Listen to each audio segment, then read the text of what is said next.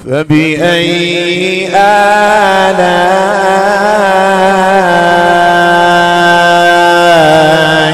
ربكما تكذبان؟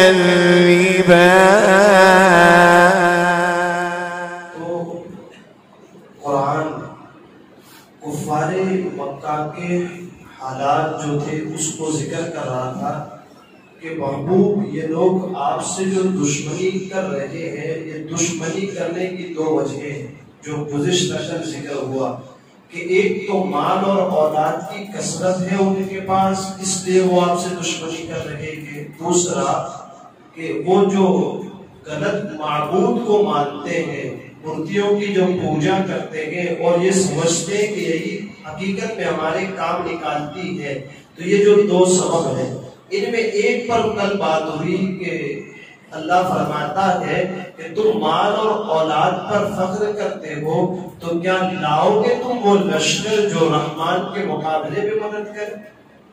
اللہ تبارک و تعالیٰ نے وہ فرمایا۔ اب جو یہاں دوسرا پہلو دشمنی کا ہے کیا کہ وہ غلط معبود مانتے ہیں اور اپنے عقیدے غلط رکھتے ہیں، اس پر اللہ تبارک و تعالیٰ ارشاد فرماتا ہے امن ھذا الذی یرزقکم ان امسک رزقہ، یا کون ہے ایسا یا کوئی ہے ایسا جو تمہیں رزق دے، جو تمہیں روزی دے اس وقت جب اللہ تم سے روزی روک لے۔ ایک تو یہ ہے کہ مال و دولت کا مسئلہ تھا تو اللہ نے کہا کہ لے آؤ پھر لشکر جو میرے مقابلے میں تم مجھ سے لڑے، میرے مقابلے میں کھڑا ہو۔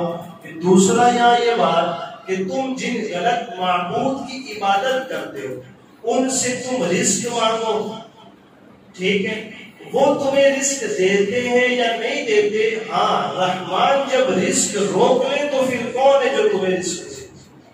اللہ خود ہمارا رزق روک لے تو پھر کائنات میں کوئی ہے ایسا جو ہمیں ایک روپیہ بھی دے سکے؟ ذرا بتائیں، مارکیٹ میں ہم گئے ہوں، اللہ تبارک و تعالیٰ نے ہم سے ہمارا رزق روک دیا ہو تو کیا پورا مارکیٹ مل کر بھی ایک روپیہ ہمیں دے سکتے؟ نہیں دے سکتے، کیونکہ رحمان نے رزق روک لیا، اب کائنات کی کوئی چیز ہمیں رزق نہیں دے سکتی۔ اللہ ارشاد فرماتا ہے کوئی ہے ایسا جو تمہیں روزی دے، اگر اللہ نے اپنی روزی روک لی ہو، یعنی کہ تمہاری روزی روک دی، پھر کون رزق دے سکتا ہے؟ اللہ آگے ارشاد فرماتا ہے بل لجوا فی عتو ونفور، تو پھر آخر ان کے نہ ماننے کی وجہ کیا ہے؟ یہ کیوں نہیں مان رہے؟ یہ کس بنیاد پر حق کو قبول نہیں کرتے، سچائی کو قبول نہیں کرتے؟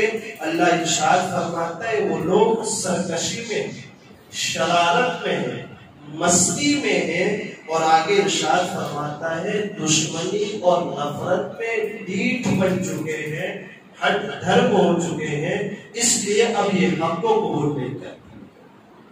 تو اس سے بھی ہمیں اور آپ کو سمجھنا چاہیے کہ کبھی کبھی اگر ہمیں سچ بات قبول کرنے سے کوئی چیز روک رہی ہے تو وہ حقیقت میں ہماری شرارت ہے، حقیقت میں ہماری ہٹ دھرمی ہے، حقیقت میں ہماری نفرت ہے جو سچائی کو قبول کرنے سے ہمیں روک دیتی ہے۔ یہ قرآن فیصلہ فرما چکا۔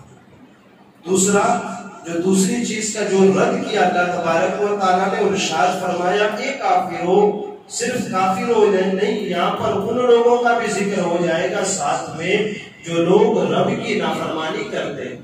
اس ایک سبق ہمیں جو ملے گا اس سے بعد میں پتا چلتا ہے کیا کہ اللہ تعالیٰ نے تمہیں ہمیں جو رزق دیا، اگر وہ اپنا رزق اور اس کے پہنچنے کے اسباب روک لے، وہ رزق نہ پہنچنے دے، تو ایسا کوئی ہے جو ہمیں تمہیں کھلائے پلائے؟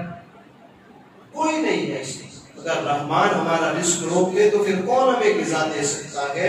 ان کفار کا حال تو یہ ہے کہ انہوں نے ان نصیحتوں سے اثر قبول نہیں کیا، قرآن کی آیتوں پر یقین نہیں کیا، بلکہ وہ سرکشی، نفرت میں ڈیٹ بن گئے۔ اسی وجہ سے اب وہ حق سے قریب نہیں آتے، ہمیشہ سچائی سے دور جا رہے ہیں۔ کس بنیاد پر؟ اپنی سرکشی، اپنی نفرت اور اپنی دشمنی کی بنیاد پر وہ ہمیشہ سچائی سے دور چلے جاتے ہیں۔ ایک سبب تو یہ جو ہمیں ذکر ہوا ہمارے لیے، اور خاص طور پر اس آیت سے جو بات معلوم ہوتی ہے وہ یہ کہ ساری مخلوق کو اللہ تبارک و تعالیٰ کی جتنی مخلوق ہے، تمام مخلوق کو حقیقت میں رزق دینے والا اللہ ہے۔ وَمَا مِن دَابَّةٍ فِي الْأَرْضِ إِلَّا عَلَى اللَّهِ رِزْقُهَا، کوئی چوپایا ایسا نہیں، کوئی جاندار ایسا نہیں جس کے رزق کا ذمہ اللہ نے اپنے ذمہ کرم پر نہ لے رکھا ہو۔ سب کو اللہ تبارک و تعالیٰ کی طرف سے رزق پہنچتا ہے۔ تو یہ رزق دینا یہ سب سے بڑا، یعنی کہ یہ بہت بڑا انعام ہے رب کا، اور جس نے مخلوق پر اتنا بڑا انعام فرمایا وہی اس بات کا حقدار ہے کہ اس کی عبادت کی جائے۔ تو اب ہونا یہ چاہیے تھا کہ ان بدعقیدگی، یعنی کہ جو غلط مورتی پوجا جو ہو رہی تھی کفار کے لیے، جو غلط معبود مان رہے تھے، انہیں کرنا یہ چاہیے کہ وہ اس کو چھوڑ کر کے حقیقی معبود کی طرف آتے، اور جس رب نے انہیں رزق دیا اس رب کی فرما برداری کرتے، لیکن نہ آئے کس بنیاد پر؟ صرف اور صرف اس بنیاد پر کہ نبی سے دشمنی اور نفرت کی بنیاد پر۔ یہ بات سچائی کے قبول کرنے میں آڑے رہی، ایک بات۔ اور دوسرا، اللہ تبارک و تعالیٰ خود ارشاد فرماتا ہے، یا ایھا الناس اذکروا نعمت اللہ علیکم، اے لوگوں اپنے اوپر اللہ کے احسانوں کو یاد کرو۔ یا ایھا الناس اذکروا، اے لوگوں یاد کرو کس کو؟ اللہ کے احسانوں کو جو اللہ نے تم پر اور ہم پر کیے گئے۔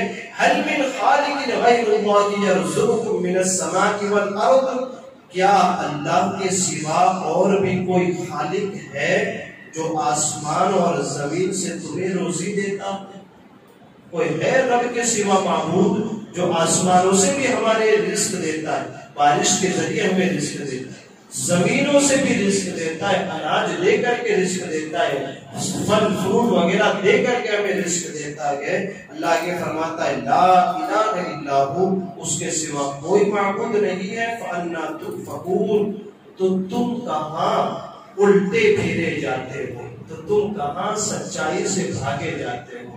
تو ایک چیز یہاں کفار کا بھی ذکر ہوا، اور خاص ہمارے لیے بھی ایک مسئلہ اس آیت سے جو ابھی اس وقت ہمیں سمجھ میں آتا ہے وہ یہ ہے کہ اللہ تبارک و تعالی ہمیں رزق دیتا، کیا ہمیں رزق دیتا۔ اب آپ اندازہ لگائیں کہ آج جس نے روزہ نہیں رکھا وہ بھی روزے داروں کے ساتھ بیٹھ کے افطاری کرے گا، ٹھیک ہے؟ تو اب امیجن کریں اور سوچیں کہ اللہ جس نے روزہ نہیں رکھا اس کے حلق سے پانی اترنا بند کر دے، کوئی اتار سکتا ہے اس کے حلق سے نیچے پانی؟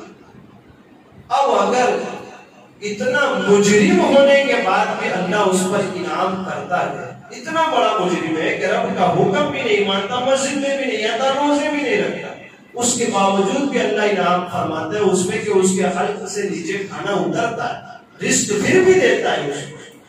تو اگر ہم اس کے فرامین کے مطابق عمل کرتے ہو جائیں، جیسا وہ چاہے ویسے ہم بن جائیں، تو پھر اللہ ہمیں کیسا نوازے گا؟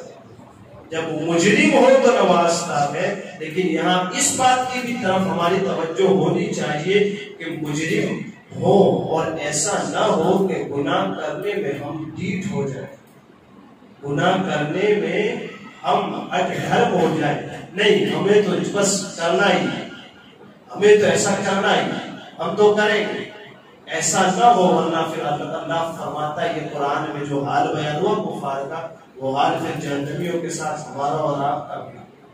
اللہ اس حال ہونے سے ہم سب کی حفاظت فرمائے اور ہمیں صحیح سیدھی سمجھ عطا فرمائے۔ اللہ عز و جل ہمارے کہنے میں، آپ کے سننے میں عمل ساموں کو خطا ہوئی ہو اسے معاف فرمائے۔ قرآن مقدس کو سیکھنے، سمجھنے، اس کے ترجمے تفسیر کو یاد رکھنے، دل میں بسانے، اس پر عمل کرنے، اس میں غور و فکر کرنے اور سمجھنے کی بھی اللہ تعالیٰ اپنے حبیب کے صدقے میں توفیق عطا فرمائے۔ ان اللہ وملائکتہ یصلون علی النبی یا ایھا الذین آمنوا صلوا علیہ وسلموا تسلیما.